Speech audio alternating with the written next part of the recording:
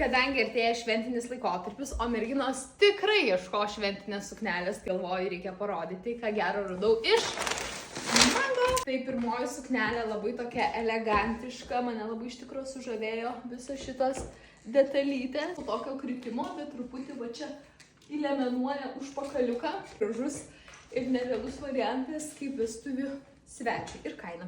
Na, o čia jau tikra vasarėlė, laisvai krentanti ir labai čia gražiai netgi sukasi. Ne tik į tas vestuves galėsit užsidėti šitą suknelę, bet ir vasarai panaudoti, ten einant su drauge į miestą ar į kokį gimtadienį. Tai vasarai artėjant kažkaip norisi rinktis daugiau spalvų. Čia ale kaip yra dar šalikėlis per kaklą einantis. Truputį galima apdengti pačius pečius, kad nesušaltum.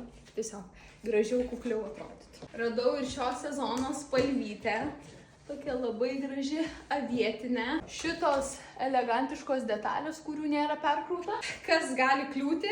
Dalyvausi šventėje, norėsi kažko ir paragauti, ir paskanauti, ir pagurkšnoti. Turėkit omeny, kad gali pilvukas iššokti.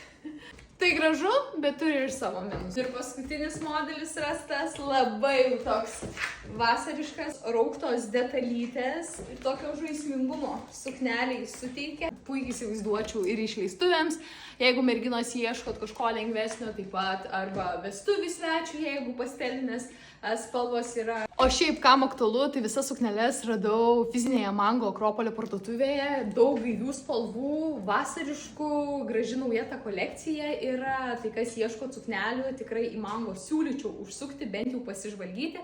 Aišku, net ir kostiumėlių pačių yra, tai jau čia priklauso, ko ieškot, kokiai šventėjai, bet jo, viską radau Akropolyje. O jūs galite parašyti, kuri suknelė jums labiausiai patiko.